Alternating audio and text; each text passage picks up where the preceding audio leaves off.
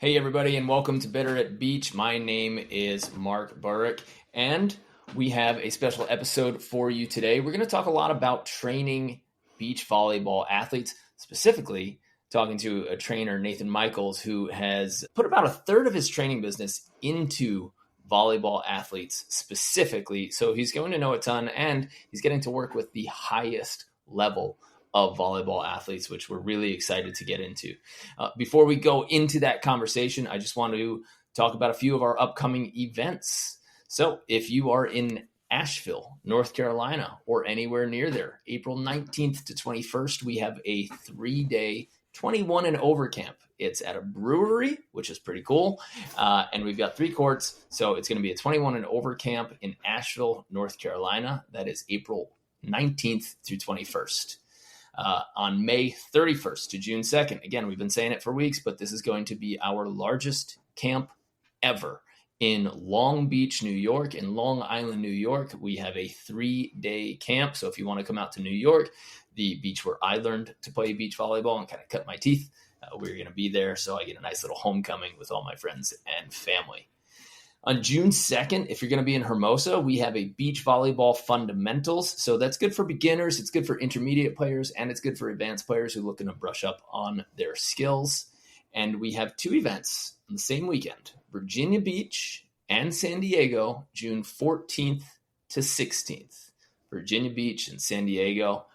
And it isn't released yet, so don't look on the website. But within the next few days, we will have an event, a 5-court event for all levels, all ages in Bend, Oregon in the middle of July, preceding the Seaside tournament. So if you want to prep for that Seaside tournament and you're in the Pacific Northwest, we are coming your way. Look forward to having you there. Last but not least, our Complete Coach Academy is up and running, and our mastermind meetings start tomorrow, which is Tuesday, April 9th. We are opening this up to coaches. We're going to train coaches and club directors to teach you, how to operate your business, operate your team, design better practices, and how to manage players that are spanning all levels on the same court and still get them the reps that they need to get. So if you're a coach or a club director, I want you to check out betteratbeach.com/coach to check that out.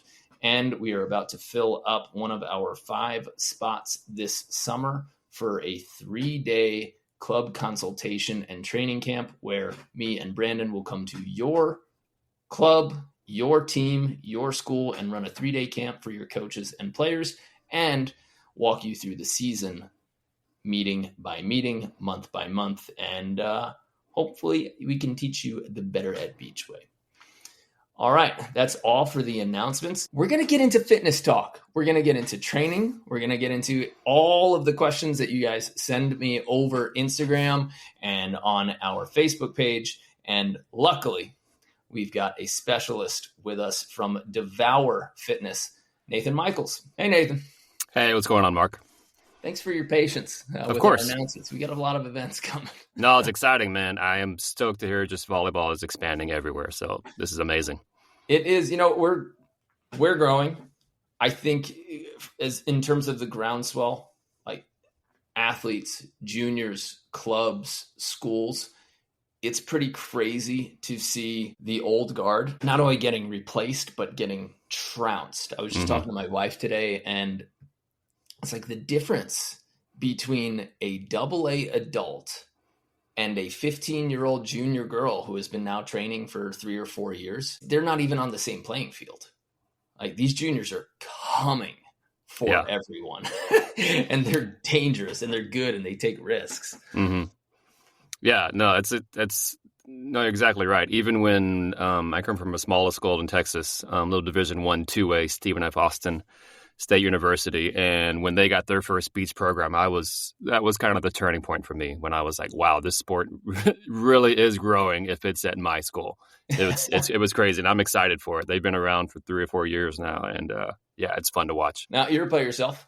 Are you playing? Yes, on a good day, I am roughly South Carolina or South California A-rated, I would say. Because I know the ratings change from different parts of the country. And we were talking off camera. You're a multi-sport athlete, so you came from set of background. Mm-hmm. Volleyball wasn't your first sport, right? No, it was not. It was just something that we played occasionally in high school at the one court in town that was at the pool, because back, public school or public pools was a thing. And then I played, for fun, and same thing in college. We had some nice lighted courts the lights would be on till midnight, and we'd go out there and play all the way till then, probably 2 or 3 nights a week. Nice. And you played tennis. So you played tennis in high school. School. Tennis was in high school. Thought about trying in college. Didn't go so well. But yeah, played tennis in high school and then varsity basketball till I was a junior, and then I left the sport. But I tried hooping as long as a 5'9" kid could. And as long as the ankles and knees and hips and low back. Mm-hmm. Yeah. Now, all right. So I'm 38. I'm going on 39. Mm-hmm. And I will say that it gets more abusive. Indoor was the first thing to go for me. For indoor volleyball, I had enough cortisone shots in my shoulder. I was trying to throw my entire body at the ball just to generate some form of power. Mm-hmm. And I just kept seeing, piece by piece, worse injuries happen, or me having to work around injuries so much. And so then I ended up switching to beach, where I thought, okay, you know what, maybe this will be nicer on my body. Mm-hmm. But most of the people who are listening to us are around 25 to 45. Okay. And they're probably trying to stave off all of the typical injuries. Mm-hmm. The knees, the hips, the low back is what we see a lot of. And some sore shoulders.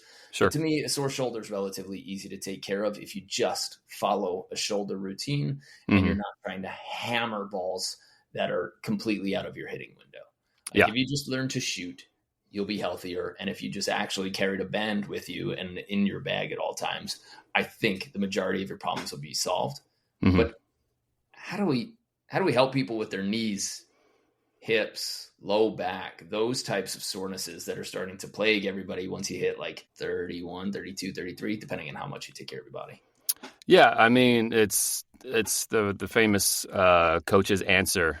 It depends, because everybody comes from a different background, a different approach. Have they been physically active their entire life? Do they have jumping in their history?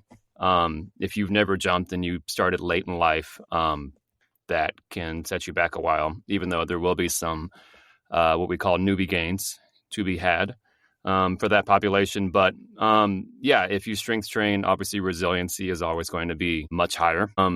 So it always depends. But you can't go wrong with strong. So if you can just get your body strong in all the basic ways, typically you're going to have less tweaks and ouches and all that fun stuff. But it just depends. I mean, if you're somebody that plays a lot also, even though the sand is nicer to knees and the patellar tendon, we do jump a lot in this sport. I mean, even if you can only jump 2 inches off the ground, you're still jumping that 2 inches every other play, multiple times in a play. So the repetition starts becoming an issue there. So as far as my experiences with just general folks on the sand, not many strength train. And then a lot of them got obsessed with the knees over toe guy back during the pandemic, 2020. Most people took that a little bit too far. It helped other people, but I was all for it because it just helped some people that have never done anything try to actually, maybe I should do something preventative to try to make my body feel a little bit nicer so I can continue to play, hopefully pain-free.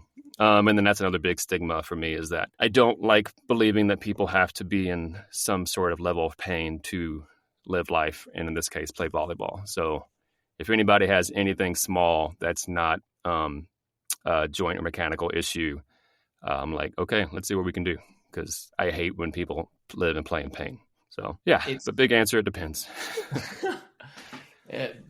Pain is crippling in not only physically, but emotionally too. You start losing all of your confidence because you feel like you're limited. And even, socially or in relationships, if you feel like somebody's always putting a limit on you, your confidence goes down. You get a little bit angrier, a little bit shorter earlier.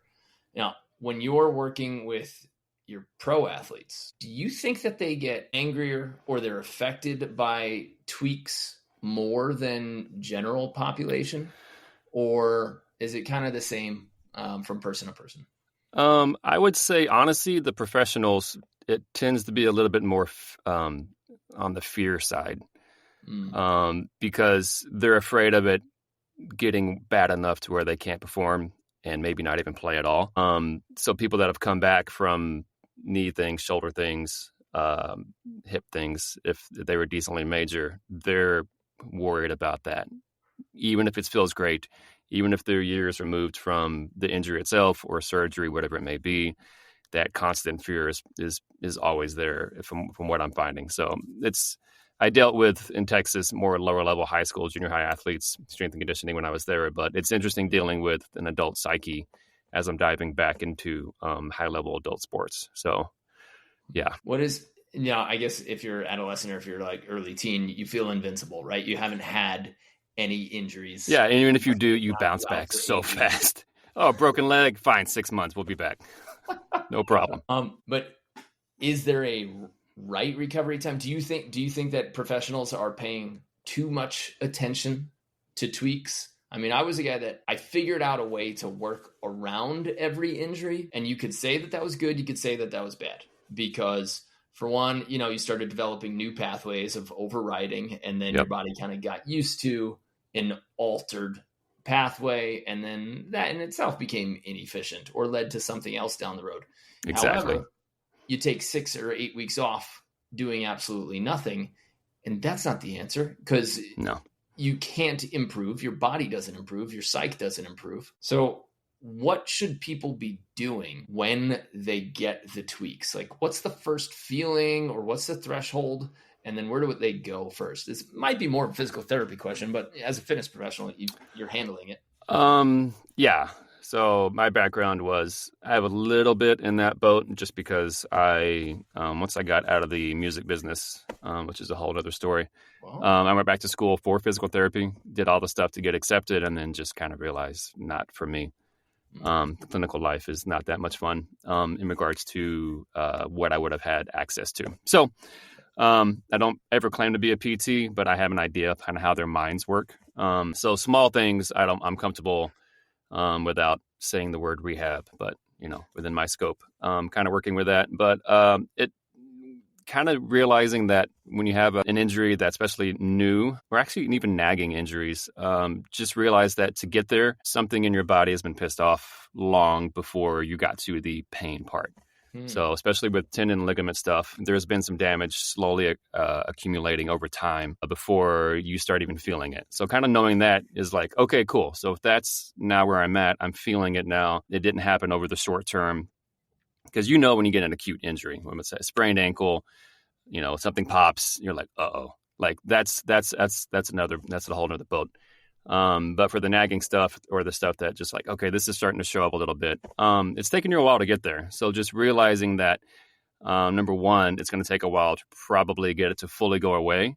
But also, as you mentioned, going a few weeks or a few days or doing nothing, that's just going to mask it. Because at that point, as they say, treating the symptoms, not the root cause. So I would encourage people to be active in their recovery, like go find a PT, find somebody that has a background, or just, be open to actually having to do a little bit of work to start rehabbing or prehabbing to get that feeling better. Because if you just do nothing, like, I just hope it goes away. Yeah, to your point, it's not going to. So I would say be active and starting to try to figure out what is happening and then go from there. Yeah, there's one line I always use. I'm like, how do you repair your car when it breaks down? Do you just shove it in the garage, wait 2 weeks, and think it'll get better? Yeah, that's a good analogy. I like that one. Somebody's got to go in there and be a mechanic and figure out what's going on and then fix it. Mm-hmm.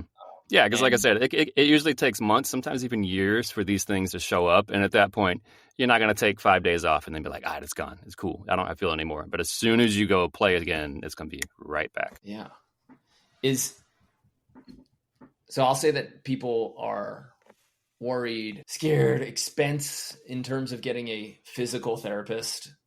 Do you have a cheat code for people to find a personal trainer or a trainer who has the knowledge, at least close to a physical therapist, so that they can work on it? Because I think you and I both know, I was CSCS, Certified Strength and Conditioning Specialist, went to exercise science for my undergrad.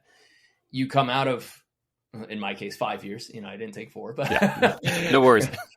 I enjoyed it. Yeah.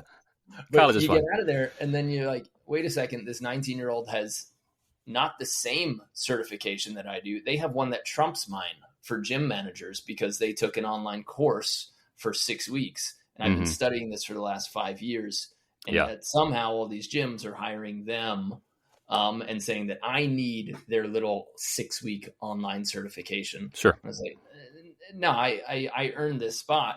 But you and me are probably 1 in a million when it comes to trainers.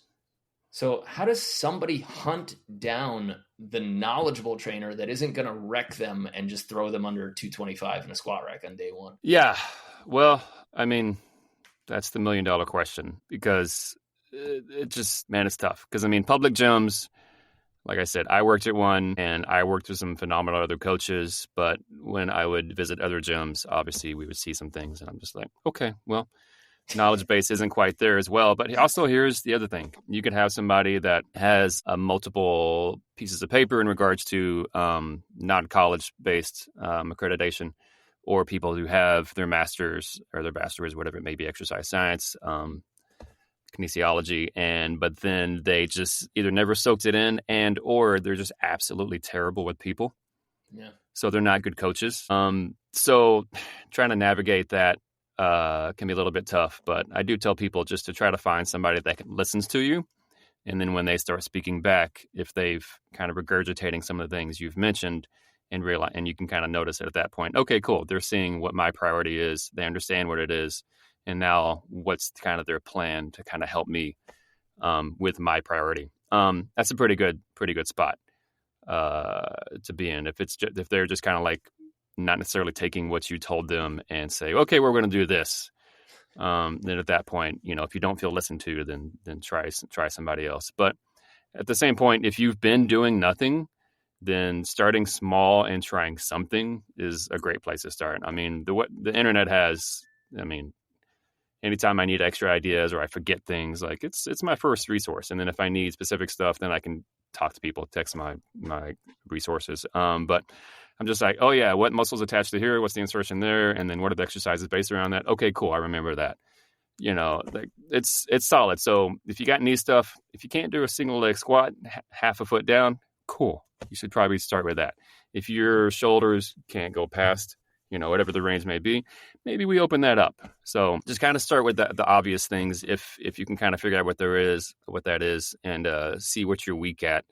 And that's a great place to start in regards to, just trying to do something to make yourself feel a little bit better. Sure.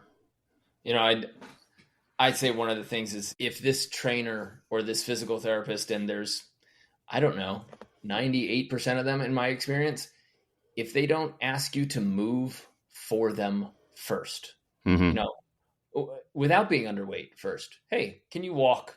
Okay. Can you run? Side shuffle, like throw with me or spike a ball at me. Let me see how things are moving. And then putting you under lightweight and actually looking at you before assigning an exercise. It's so massively important. And it's almost disappointing and disgusting when a physical therapist you're putting your health in their hands, they don't even watch you move.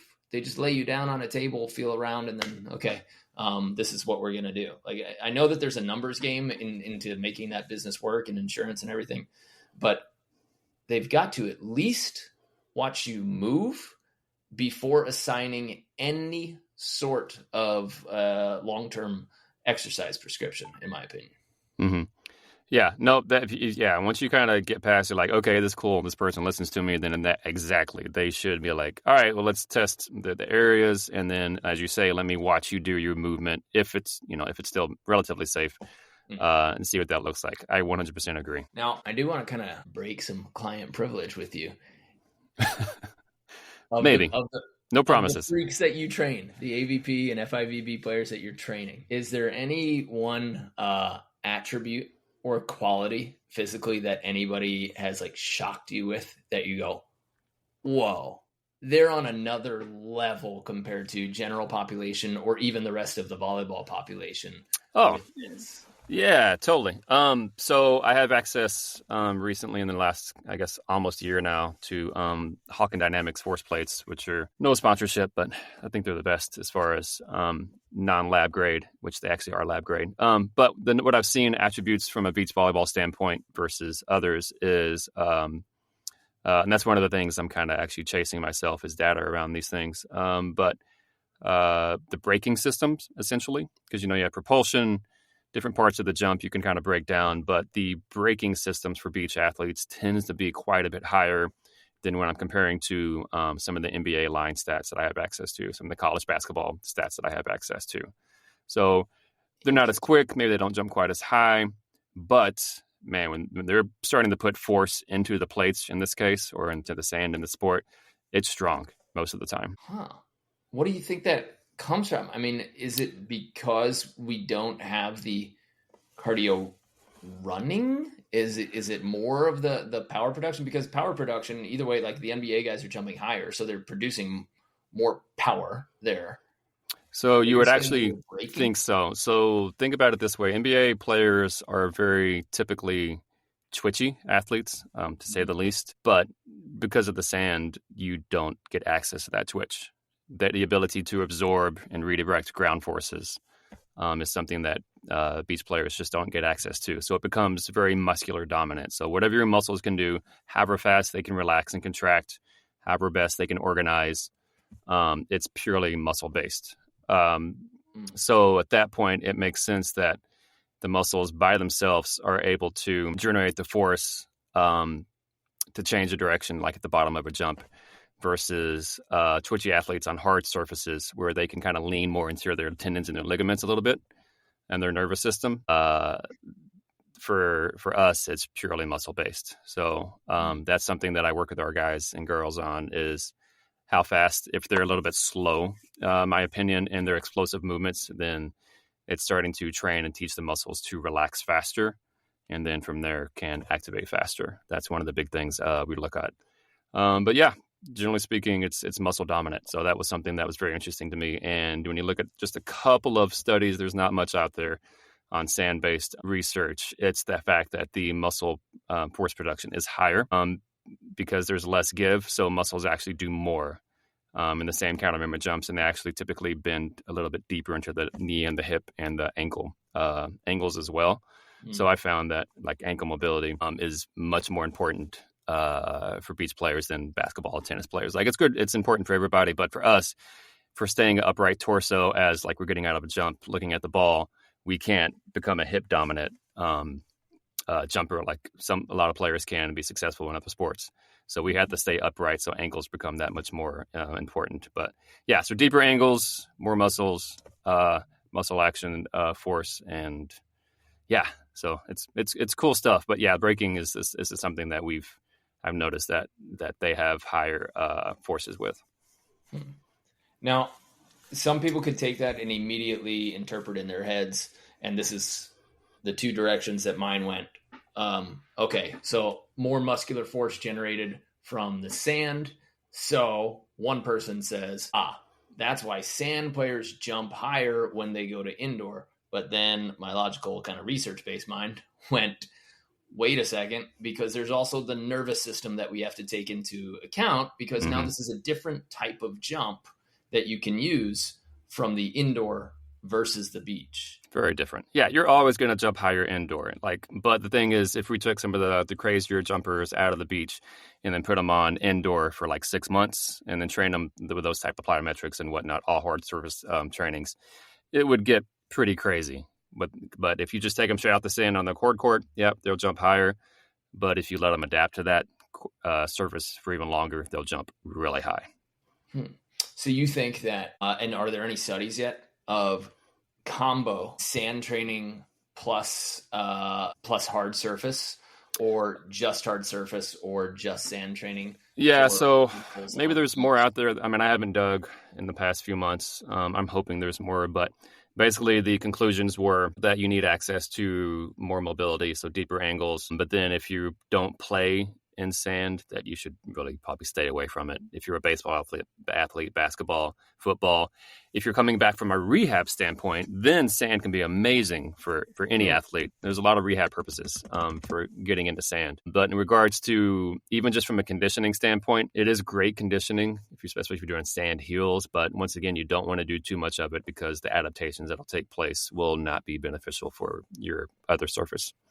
Okay. Your main surface. So the whole, basically train like you play should apply. If you're playing indoor and you want to jump higher indoor, train on indoor. If you're playing beach and you want to train and you want to jump higher in the beach, train on the beach. Yeah. That's like we have sand legs right now. Like we were talking about playing tennis before we started. Like my legs and joints, I go home once every few months to my folks, and my mom wants to go play pickleball. I'll go play with her for like an hour and a half, and then my knees just hurt the next day because I have not used that surface on my joints. But then I go in the sand, and 3 hours later, I'm like, all right, cool, muscles are tired, but yeah, joints are fine. So you want your body to adapt to what you want to be best at. Okay, good for everybody to know. And it's one of those, the questions that you said where everybody's like, oh, well, sand players, you jump so much higher when you come back to indoor. And it's like, no, you just feel like you do.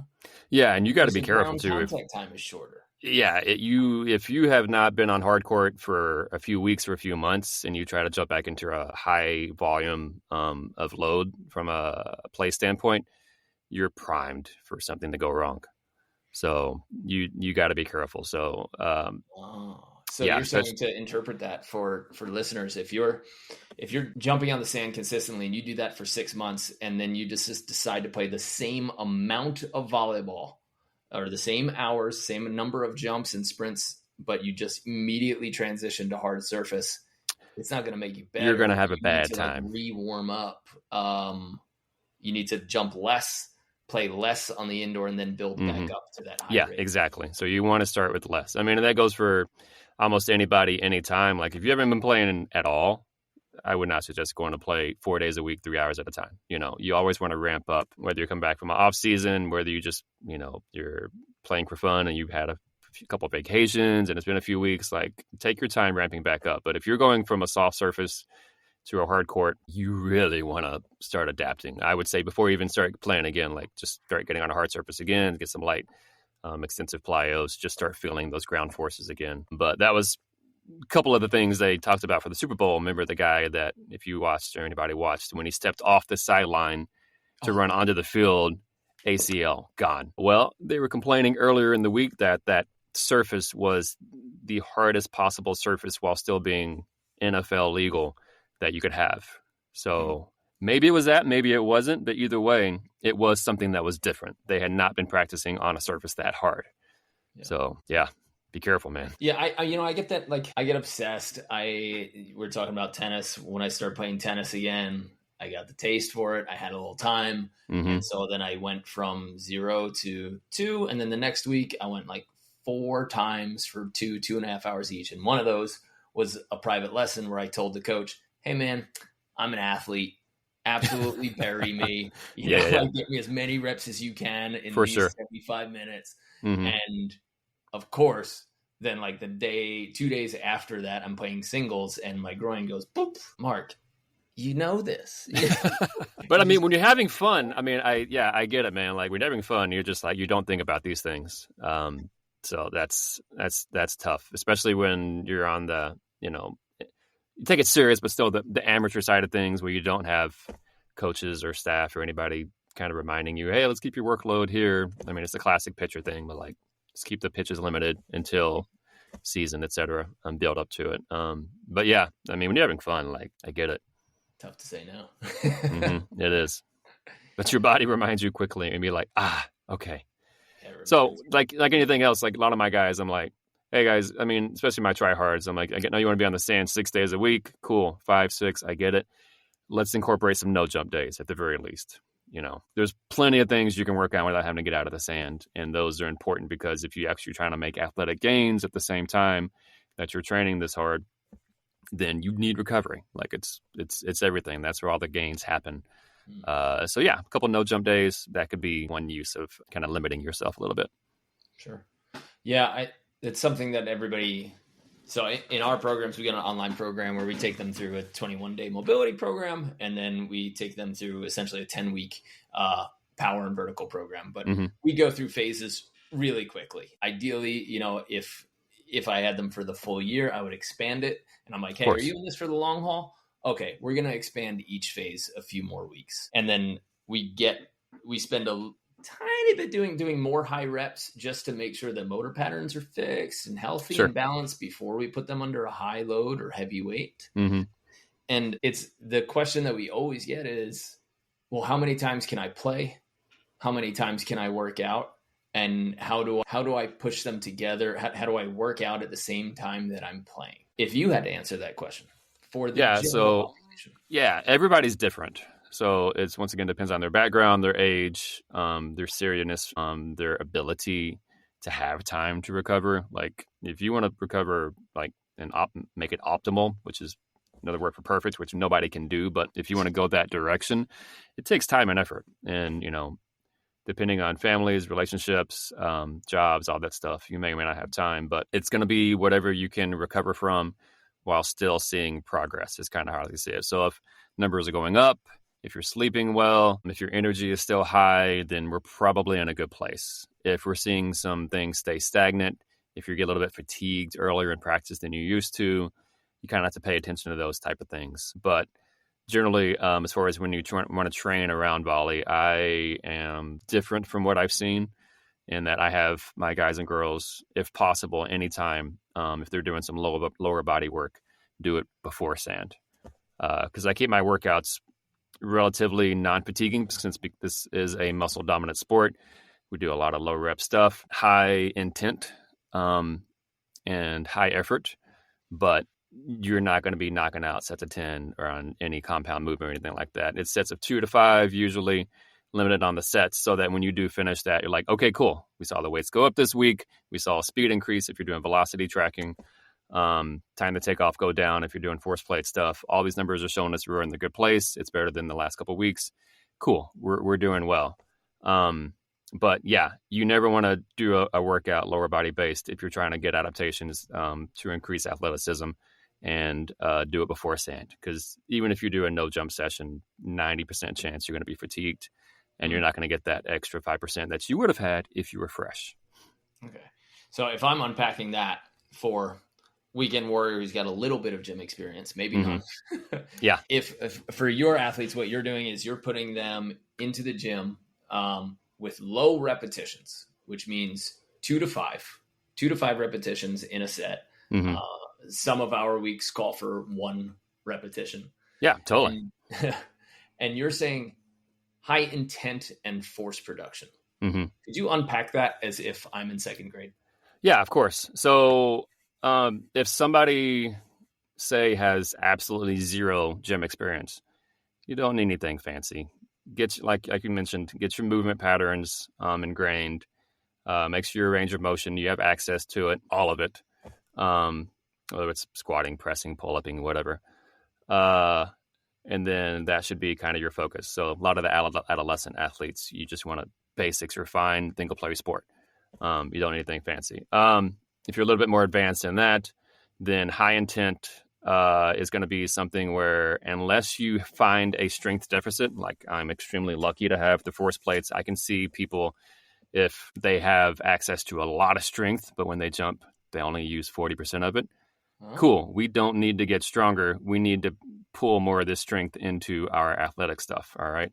Switch kind of the pull. If it's the opposite, strength phase, pretty simple, just get stronger. But a lot of things people do is they tend to get a little grindy when they think high intent means, oh, it has to be really heavy, it has to go slow. No, I'd rather see moderate or light weights move fast. If we're not trying to do maximal strength training, the loads need to move at a certain speed. And if they're not, then at that point, you're just training to be strong. And that's not something that's going to switch over to athleticism as easily. So that's kind of what I mean. So whether we're lifting heavier loads accordingly, medium or even light, like move the weight, like make it move. And even if it's a move that, okay, that can't really be explosive for this, like a classic hinging pattern, like an RDL or something, single leg RDL, but doesn't mean you have to be slow. Still come down with control, have a nice little pop on the way up. If it's too heavy and you lose your form or it's just too heavy that you can't have a pop, cool. Take it down a little bit, man. Ego doesn't matter. So when you say that you want people to move weights quickly, and we're talking submaximal, or you said moderate to light, is there a percentage that you can give our audience? I usually tell people 30% of your 1 rep max. And guys, if you don't know what your 1 rep max is, it's the most amount of weight you could do once. And if you attempted it a second time, you would fail. So let's say that if your 1 rep max is 100 pounds in the squat, for some of my programs, we would have you 30% or below moving at maximum speed, so long as you've shown that you can actually do that with good technique. And then we would just say, yeah, if you've got a squat, like a bar on your back, or if you're carrying dumbbells, then you actually jump with that as high as you possibly can. Again, so long as you've proven that you can land well and you can take off well with good technique.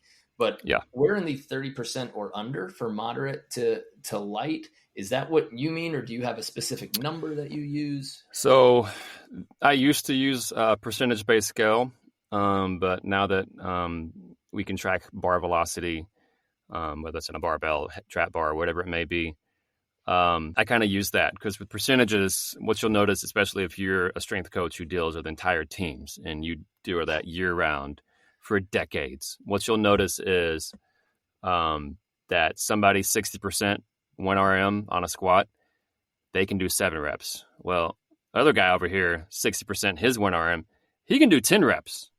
So it's very individual as far as what people can do. So I use velocity tracking to be like, okay, this is the range I want to work in. When I'm working a strength phase between 0.5 and 0.0 meters per second, that's pretty slow, but it's not Olympic powerlifting slow. All right. And then if we're lifting, a little bit faster for rate of force development and stuff, then a little faster. But yeah, it's such individual, and the percentage is not a bad place to start at all. I like I said, I just use it, or I used to use it, and it was a solid place. But as I've, listened to other podcasts and other strength coaches, everybody's seen kind of their thing that went off in their head as a light bulb. And that was a big one for me. It was like, it's true. Like, I've seen different athletes, same 1 RM percentages, and it's just a completely different set of reps. So if you were trying to push to failure, then the guy that I could have done 10, he didn't quite get there. And the guy that was only get 7, well, he just got maxed out during a set, which we didn't want to do, maybe, So yeah, that's kind of where I stand on that. But it's pretty, if nobody's have the fancy devices, I would say, like, you can tell if you come up with speed and the bar flies off your shoulders, that's fast. That is really fast. If it pops, but it doesn't come off, cool. That's fast, but not over speed. And then if you're grinding on the other end of the spectrum, like, cool, man, that's probably a little bit heavier than what we want, unless we're in a maximal strength phase. So yeah, I mean, people know when it pops, and people know when it's slow.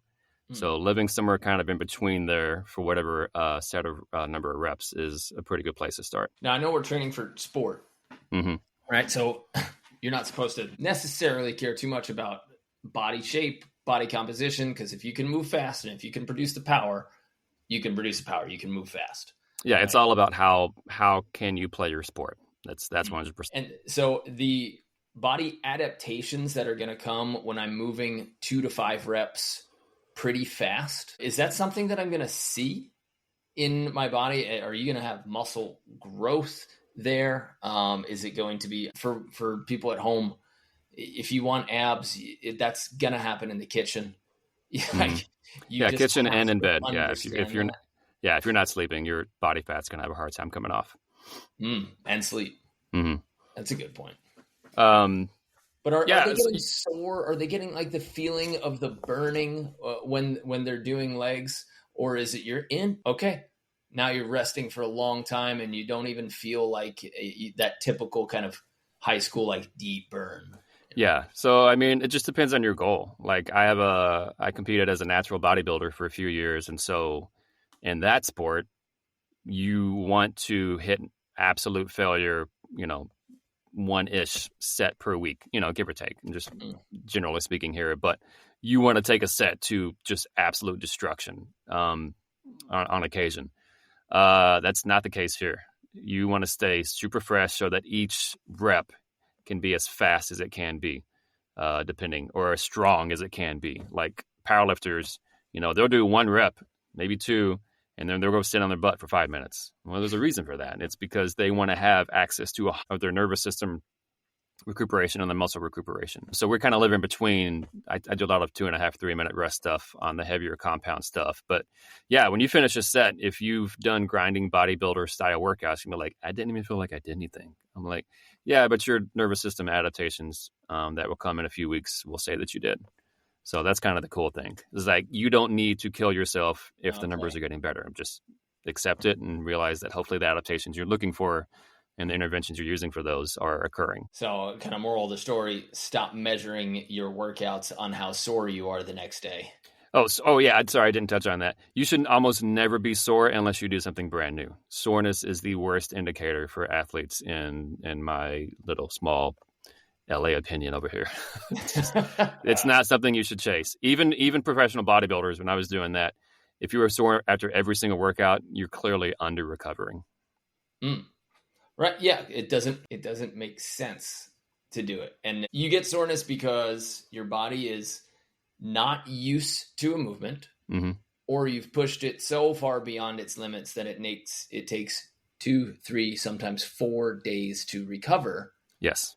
Now the next 2, 3, 4 days, instead of adapting, you're just recovering. And yes, there's a mix when we say that, but you're just barely recovering. In the meantime, you got to get back to work. Yeah. And you're still under recovered. So like when you're playing, now you're playing as if, somebody has basically slashed your muscles, and now you have to play and compete with literally torn muscles. Yeah. Yeah, I constantly check in with my athletes as far as general fatigue. I was like, hey, we had a 2-a-day this day, whether it's 2 sand sessions or a strength and a sand session. How are we feeling? And then how do we feel the next day? I'm constantly checking in as far as that, because at the end of the day, our job is to make them better at their sport.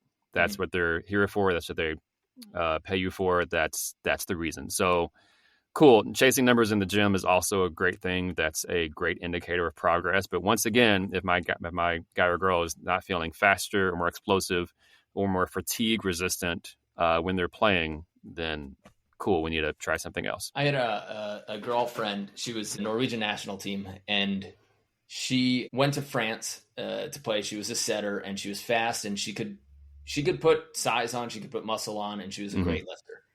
Her coach in France kept saying, you can do more. You can do more. You can do more. Why are you holding back? And she was just like, I can easily put muscle on.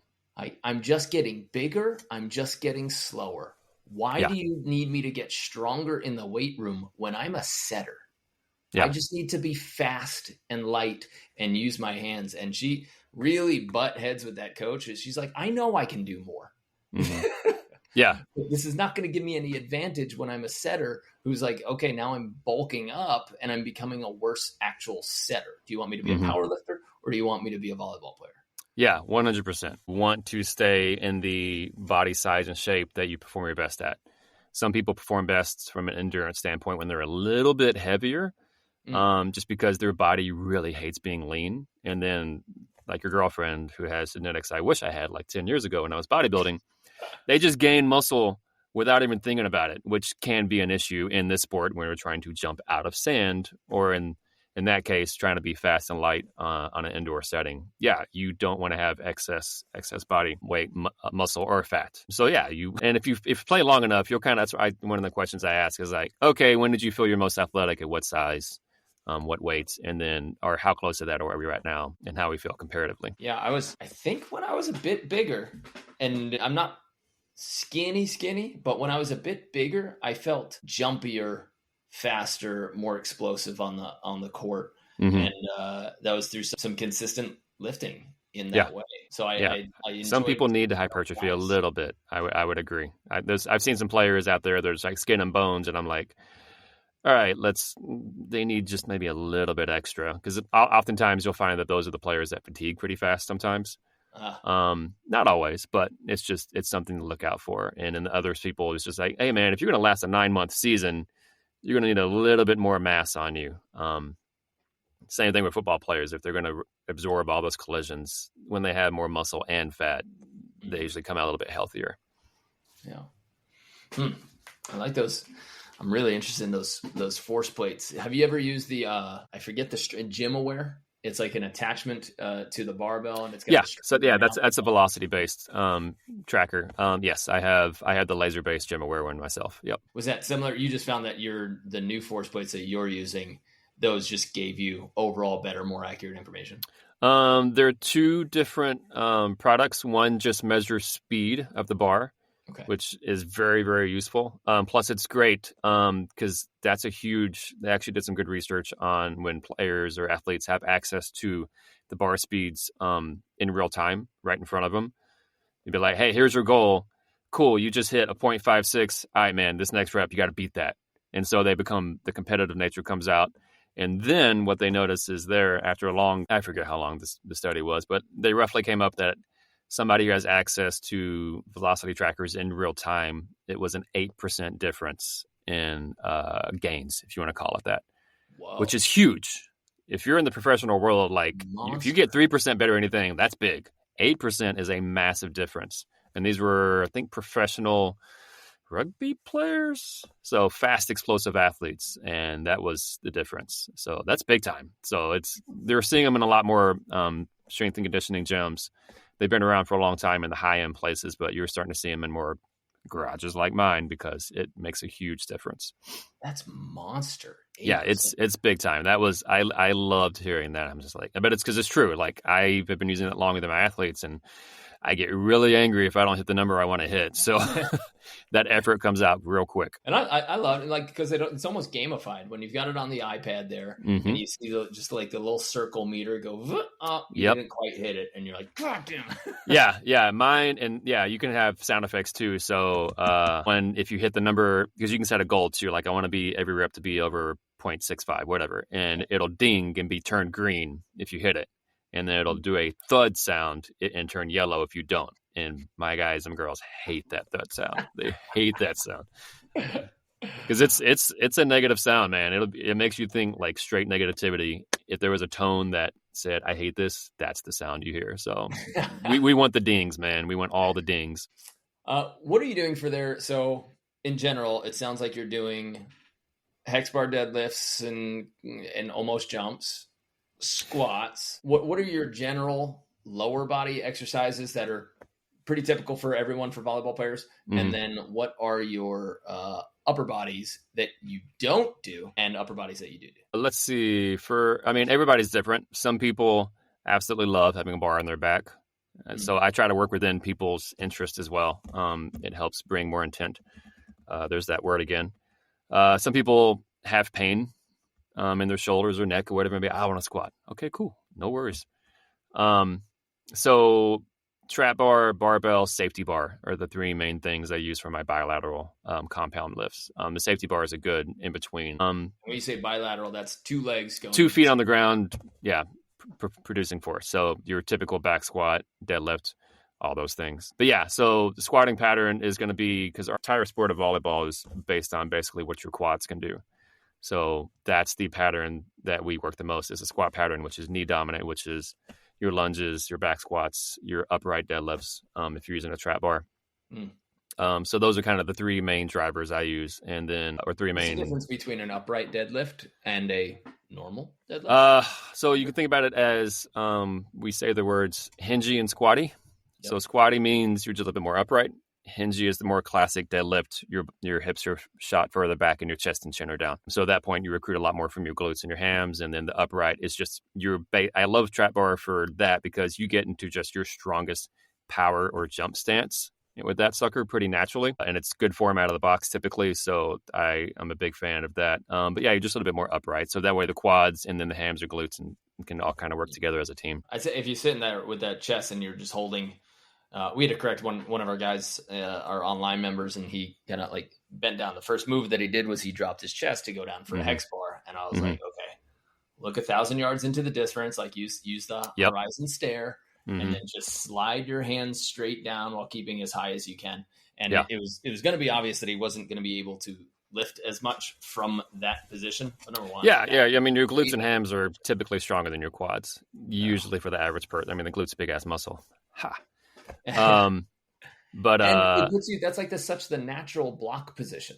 If you just go into an upright hex bar squat or hex bar deadlift, that is the position that you're blocking from if you're a blocker. You know, that's very typical. There's a little bit more hinge that you might have with a takeoff from an approach.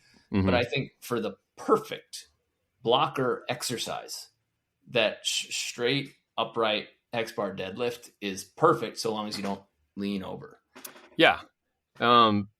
I completely agree. And like I said, it's just easy to hold that bar and get into your more knee dominant position, and which is what you want to do. If you block with your hips, shoot the butt back, then you're going to be slower than somebody who just bends the knees and goes. Now, that being said, if you're a taller athlete, getting deep is maybe something that's not comfortable for you, or you're just slow. I've seen a lot of the taller because of height. I always have this argument / discussion that like taller people have trouble being mobile, or that they have, trouble being fast or athletic. And I just think it's a percentage thing where it's like, okay, there's 6'3" people on earth are super athletic, but there's so many 6'3" people that we just see a lot more of them. And if you talk about 6'7", 6'8", 6'9", there's a smaller number of people of them. So the most of the 6'9" people you see are probably less athletic, but actually most of the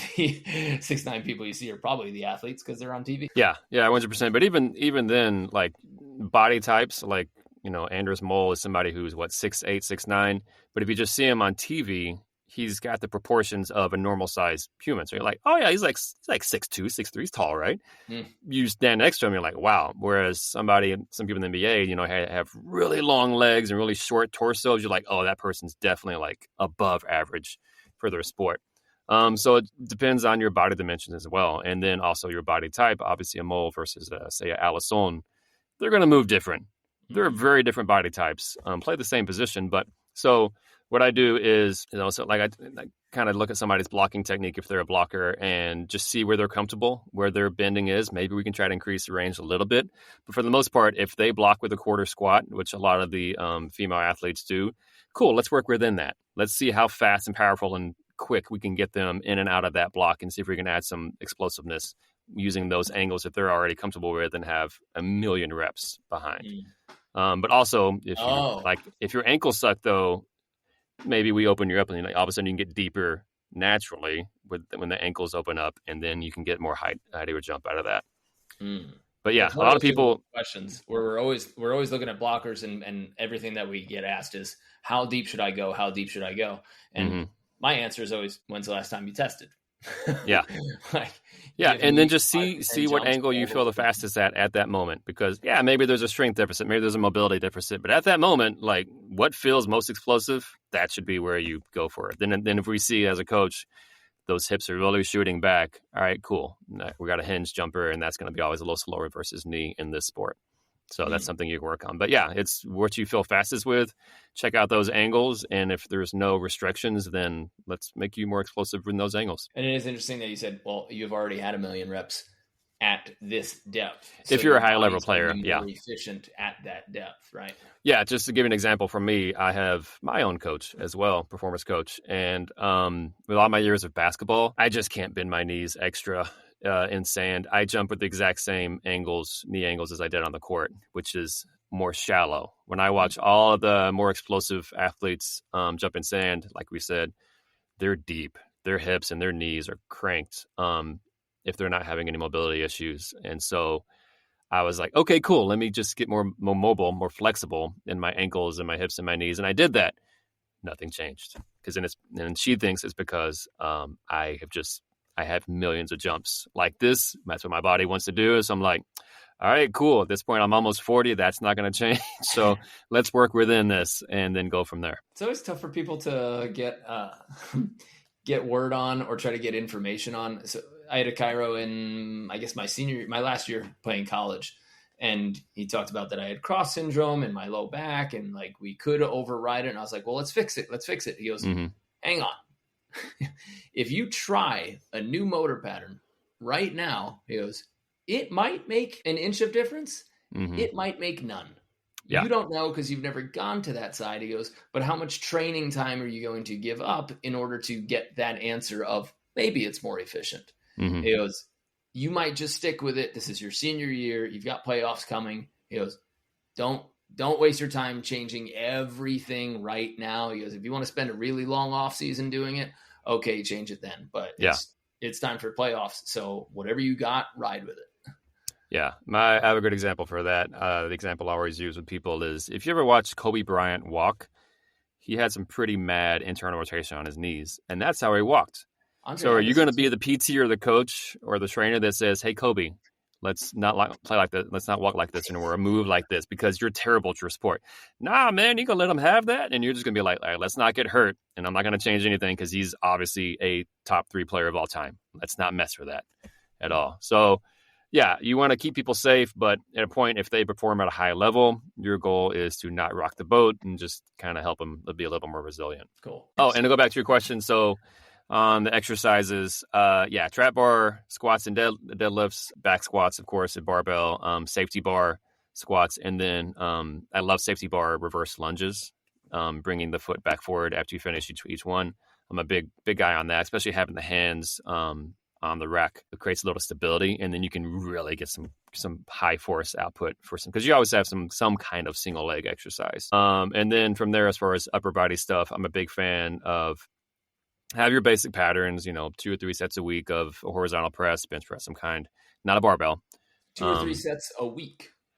Yeah, so shoulder press and a horizontal press. I typically go more incline just because of the more anterior delt, which if you're a non-rotational hitter, like you swing a lot from your arm, which is bad in itself. But if you are, you can make that one muscle a little bit stronger and then pray.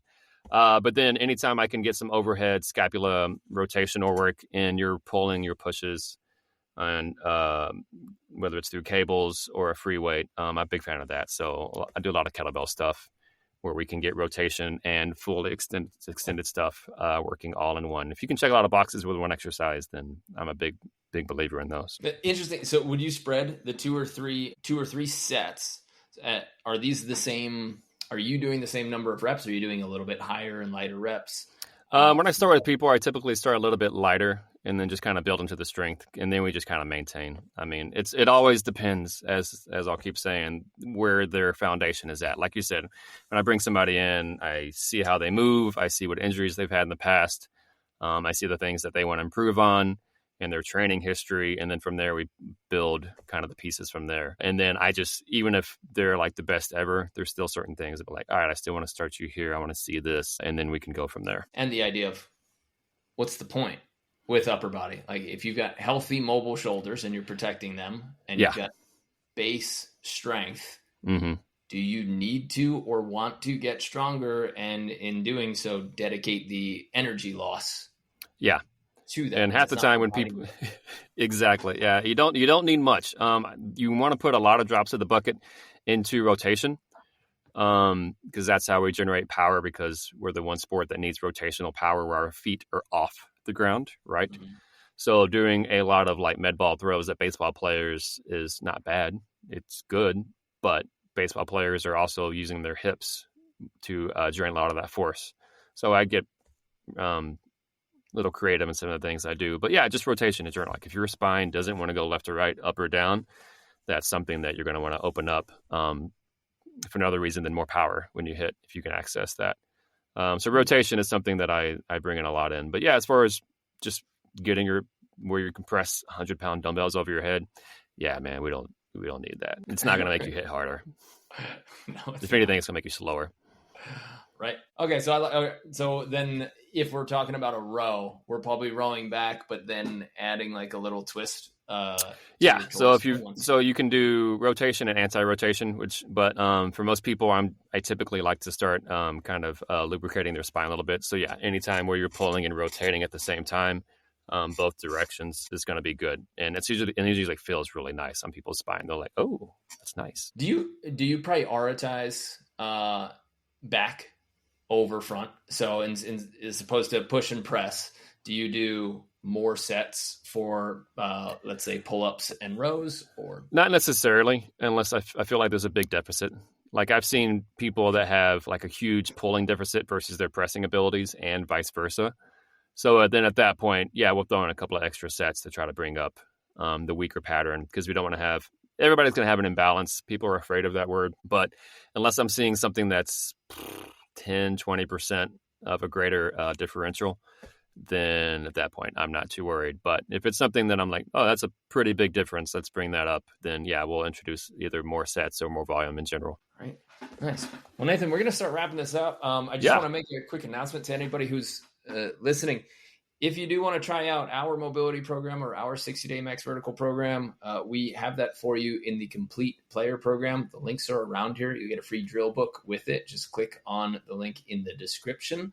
But if you want to work with Nathan, he's going to tell you all about his programs, where you can find him, and how you can sign up for him if he's got any more room on his client list, because I know you're hogging basically all the AVP now. This is not true. You're too kind, sir. But yeah, we've got a few players that are looking to do big things this next year. Yeah, I'm not great with social media. I barely have an Instagram, but it's Devour_fitness_LA on Instagram, so you can shoot me a message there, or just devourfitnessla@gmail. You can send me an email there as well. So yeah, I stay decently busy, but I'm always open to have a chat. Like, I'm just happy to grow the sport any way that I can help, because yeah, I'm just science-based musclehead that fell in love with beach volleyball again. So I'm just trying to help, man. What town are you operating out of? So I am, if you're in the LA area, I'm kind of between Marina Del Rey and Culver City.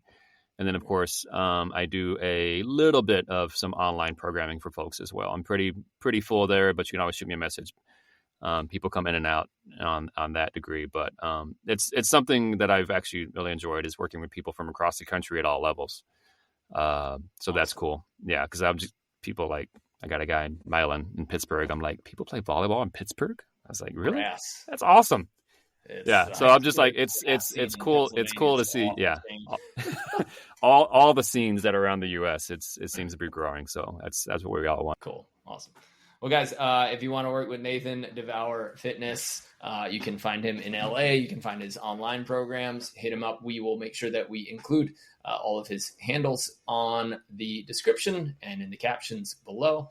If you like this episode, give it a thumbs up, give it a like, subscribe, and send it to somebody who needs it or wants it. Really appreciate you listening, and hopefully we can see you at an event coming up soon. Remember to check out betterbeach.com/events to see all of our upcoming camps and clinics.